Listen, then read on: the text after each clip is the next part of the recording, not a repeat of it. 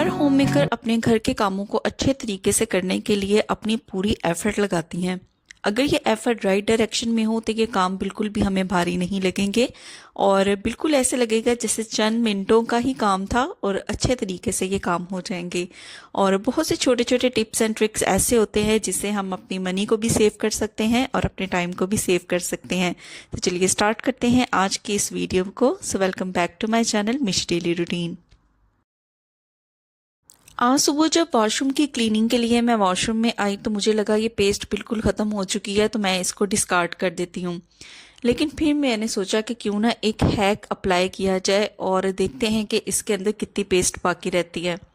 तो मैंने इस तरीके का ना कार्ड ले लिया है, कोई भी ट्रैवल कार्ड है या दूसरा कोई हेल्थ कार्ड है ना, तो इससे बड़े अच्छे तरीके से हम यूज़ कर सकते हैं।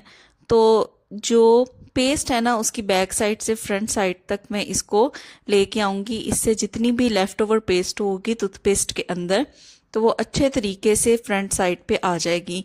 तो ये देखें बिल्कुल इसी तरीके से मैं इसको चिपटा करके जो पेस्ट है इसके अंदर उसको फ्रंट साइड पे लाऊंगी और देखूंगी कि इसके अंदर मैक्सिमम जो है वो कितनी अभी बाकी थी।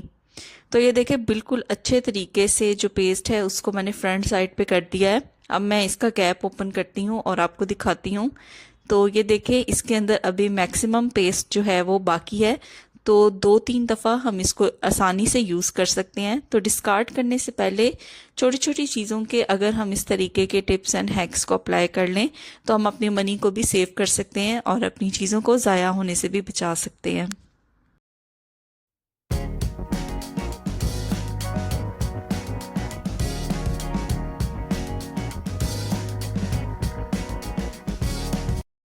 तो घर की क्लीनिंग करने के बाद मैं किचन में आ गई थी और एज़ यूजुअल खाना बनाने लगी थी।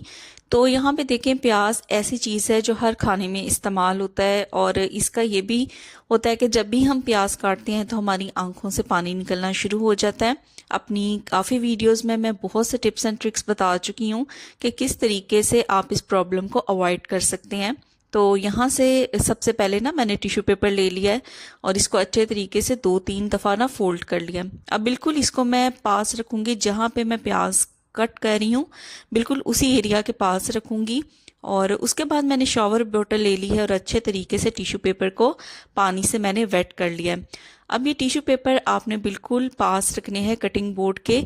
इससे क्या होगा कि जब भी आप प्याज काटेंगे तो इसकी जो एक कड़वाहट होती है वो ये वेट टिश्यू पेपर अपने अंदर एब्जॉर्ब कर लेगा, जज़ब कर लेगा और जितना चाहे प्याज आप काटें बिल्कुल भी आपकी आंखों से जो है वो पानी नहीं निकलेगा। सारी की सारी इसकी जो कड़वाहट है वो ये टिश्यू पेपर एब्जॉर्ब कर लेगा।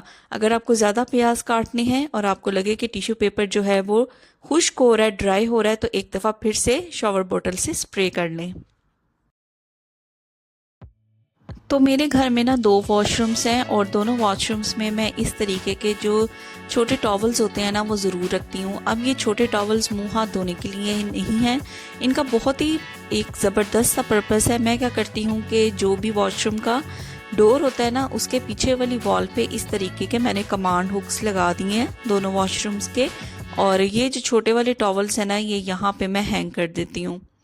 तो वॉशरूम्स के अंदर इस तरीके के छोटे टॉवल्स रहे ना क्लीनिंग पर्पस के लिए तो ये बहुत ही ना बेस्ट हो जाता है। इसका यूज़ हम मल्टीपल पर्पस के लिए कर सकते हैं, सरफेसेस को क्लीन करने के लिए वॉशरूम की। और मुझे ना वॉशरूम के अंदर बिल्कुल भी पानी नहीं पसंद। इवन मुंह हाथ धोने के बाद भी अगर थोड़ी बहुत जो छींटे हैं वो पानी की ज़मीन पे लग जाएं तो मेरा दिल करता है कि मैं इसको ऑन द स्पॉट जो है वो क्लीन कर लूँ और किसी भी तरह का जो स्पॉट है पानी का वो ना रहे, क्योंकि मुझे खुश्क जो वॉशरूम होते हैं ना मुझे वो पसंद है। तो इनको ऑन द स्पॉट मैं इस तरीके से इन जो छोटे टॉवल्स हैं क्लीनिंग पर्पस के लिए उससे फ्लोर को मैं वाइप आउट कर लेती हूँ। तो इस तरह से ना वॉशरूम जो है वो ड्राई रहता है, बिल्कुल भी इसके अंदर पानी नहीं रहता।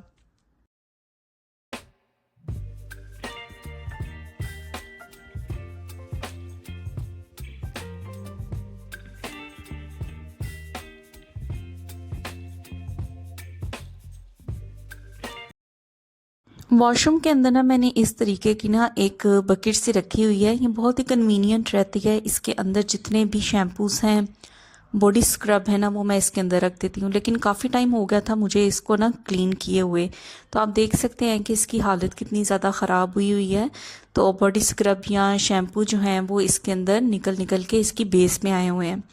तो इसके पीछे ना इस तरीके की ना दो कमांड हुक्स हैं, आप चाहें तो इसको वॉल के ऊपर ना चिपका सकते हैं। लेकिन मैंने इसके अंदर जो चीज़ें रखी थी ना वो काफ़ी हैवी थी, इसलिए ये अच्छे तरीके से ना फिक्स नहीं हो रहा था। और साथ ही ना एक सुराख भी है, अगर आप चाहें तो इसको कील के साथ भी हैंग कर सकते हैं। तो यहाँ पे इसकी क्लीनिंग के लिए ना मैंने इस तरीके का ना क्लीनिंग ग्लोव लिया है। और यहाँ पे मैं कोई भी हार्ड चीज़ इसके ऊपर नहीं लगाऊंगी, क्योंकि ये प्लास्टिक की बकेट है, तो इसके ऊपर स्क्रैचेस आने के ना चांसेस हैं। तो बेस के ऊपर ना इसके काफ़ी ज़्यादा शैम्पू लगा हुआ था ऑलरेडी, इसलिए मैंने कोई एक्स्ट्रा इसके अंदर कोई क्लीनिंग एजेंट ऐड नहीं किया। जस्ट जो ऑलरेडी इसके अंदर गिरा हुआ था ना वो ही इसके लिए काफ़ी है। तो इस वाले प्लास्टिक के ग्लोव से ना मैं इसको अच्छे तरीके से क्लीन करूँगी। तो अच्छे तरीके से स्क्रब करने के बाद मैं इसको पानी से अच्छे तरीके से वॉश कर लूँगी। तो इस तरीके की जो बकेट्स होती हैं ना वो काफ़ी ज़्यादा कन्वीनियंट रहती हैं और एक बेस्ट ऑर्गेनाइजिंग टूल के तौर पे आपको बहुत ज़्यादा हेल्प करती हैं अपनी चीज़ों को ऑर्गेनाइज करने के लिए। तो बस इसको साइड पे मैंने छोड़ दिया है ड्राई होने के लिए। इसका वो ड्राई हो चुका था। अब यहाँ पे मैंने ले लिया है ड्राइंग टॉवल और इससे अच्छे तरीके से ना मैं इसको ड्राई कर लूँगी, ताकि कोई भी इसके अंदर जो पानी है ना वो बाकी ना रहे।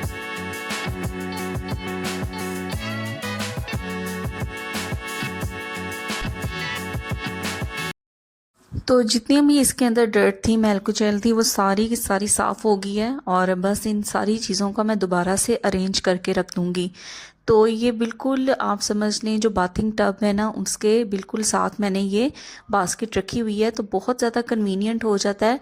और हर एक की ना अपनी हेयर कंडीशन के हिसाब से यहाँ पे शैम्पूस हैं और बॉडी स्क्रब हैं, कुछ फुट केयर के प्रोडक्ट्स हैं, तो वो सारे पास रहती हैं ना, तो शॉवर लेते हुए ना बहुत ज़्यादा कन्वीनियंट रहता है। तो ये बेस्ट ऑप्शन है इस तरह के ऑर्गेनाइजिंग बास्केट्स को यूज करना। पेपर आजकल आपको पता है कि बहुत सी रेसिपीज में यूज होता है, बेकिंग के लिए यूज होता है, एयर फ्रायर में यूज होता है, तो हर घर में ये तकरीबन मौजूद होता है। लेकिन अक्सर औकात क्या होता है कि जब भी हमें इसकी ज़रूरत पड़ती है तो हमें स्पेशल किसी कैबिनेट में हमने इसको रखा होता है और फिर हमें याद नहीं रहता कि कहाँ हमने रखा है, तो आंखों से ना ये ओझल हो जाता है। तो यहाँ पे एक छोटा सा टिप मैं आपके साथ शेयर करूँगी जो मैं भी फॉलो करती हूँ। तो सबसे पहले तो मैंने इसको ओपन कर लिया है। तो बेकिंग पेपर के आपको पता होगा कि इसके साथ ना एक कटर भी होता है, जो इसका ये बॉक्स है ना वहाँ पे बिल्कुल एंड पे ये पूरी लाइन ना कटर की होती है, तो इससे इसको कट करना ना बहुत ज़्यादा इजी हो जाता है। तो यहाँ पे जो मैं हैक फॉलो करती हूँ ना वो बहुत ही सिंपल है और बहुत ही कन्वीनियंट है। तो इससे बेकिंग पेपर ना नज़रों के सामने भी रहता है और जब भी इसकी ज़रूरत पड़ती है ना तो इसको यहाँ वहाँ ढूंढना नहीं पड़ता।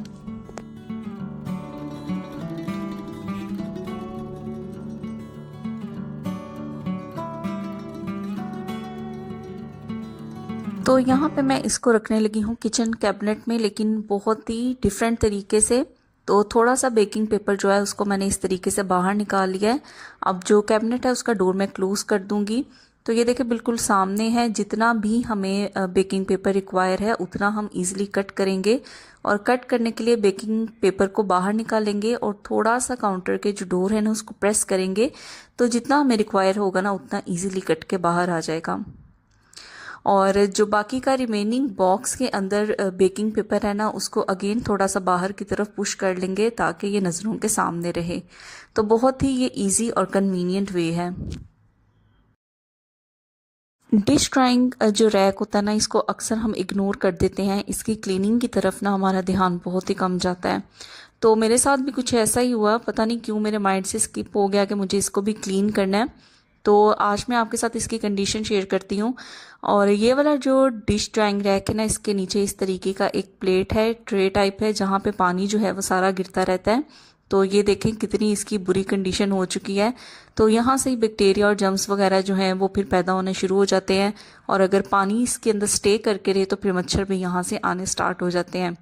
और कुछ मैंने वीडियो बनाने के पर्पज़ से भी इसको क्लीन नहीं किया था, ताकि मैं आपके साथ शेयर कर सकूं कि इसकी क्लीनिंग जो है वो कितनी इम्पॉर्टेंट है।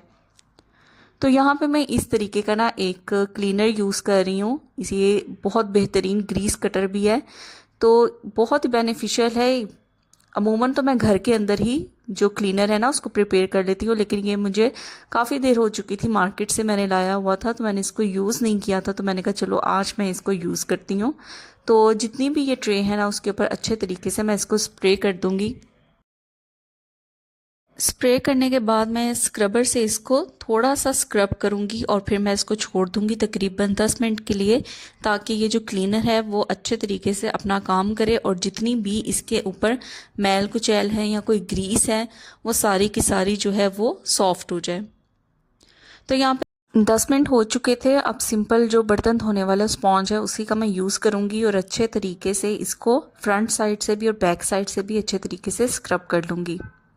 और स्क्रब करने के बाद सिंपल जो टैप वाटर है उससे इसको अच्छे तरीके से क्लीन कर लूँगी, वॉश कर लूँगी। और वॉश करने के बाद इसको टैप के पीछे रख दूँगी ताकि जो भी एक्सेस वाटर है वो सारे का सारा ड्रेन हो जाए। अब ये ऊपर वाले रैक की बात कर लेते हैं। इसको भी मैं इसी ग्रीस कटर क्लीनर से क्लीन करूँगी, स्पॉन्ज के साथ अच्छे तरीके से रब करूँगी। इसको स्क्रब करना तो इजी है लेकिन इसको वॉश करना थोड़ा डिफ़िकल्ट है, क्योंकि जो टैप है ना उसकी हाइट इतनी ज़्यादा नहीं कि ये रैक जो है वो पूरे का पूरा सिंक के अंदर आ जाए। तो बस इसको मैंने ना स्क्रब कर लिया था। उसके बाद मैं इसको वॉश इस तरीके से करूँगी कि ग्लास के अंदर ना मैं थोड़ा थोड़ा पानी ले लूँगी और पानी लेने के बाद मैं रैक के ऊपर डालती जाऊँगी और अच्छे तरीके से ना इसको वॉश कर लूँगी।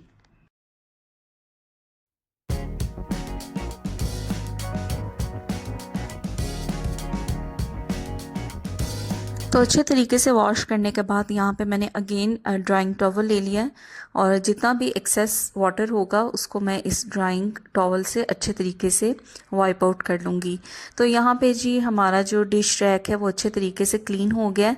अब जिस प्लेस के ऊपर मैंने ये डिश रैक रखा हुआ था उस एरिया को भी मैं क्लीन कर लूँगी, क्योंकि जाहिर है जब डिश रैक यहाँ पे पड़ा रहता है तो इसके नीचे वाली जो सरफेस होती है और पीछे वाली दीवार होती है वो भी काफ़ी ज़्यादा डर्ट से भर जाती है। तो सिंपल जो स्पॉन्ज है क्लीनिंग स्पॉन्ज उससे मैं इसको वाइप आउट कर दूंगी, इस सरफेस को क्लीन कर दूंगी ताकि जो भी डर्ट वगैरह है वो रिमूव हो जाए। तो बस यहाँ पे हमारा जो डिश रैक है वो भी क्लीन हो गया। तो ये थे मेरे कुछ आज के टास्क और यहाँ पे वीडियो को मैं एंड करूँगी। उम्मीद करती हूँ ये वीडियो आपको पसंद आई होगी और आपके लिए हेल्पफुल भी होगी। और अगर आप मज़ीद इस तरह की वीडियोस देखना चाहते हैं तो चैनल को सब्सक्राइब करें और जो बेल आइकन है ना उसको भी प्रेस करें और अपने फ्रेंड्स एंड फैमिली मेम्बर्स के साथ भी शेयर करें ताकि ये टिप्स एंड ट्रिक्स उनके भी काम आएँ और वो भी अच्छे तरीके से अपने घर को मैनेज कर सकें। फिर मिलूँगी आपसे नेक्स्ट वीडियो में। Till then take care, bye bye.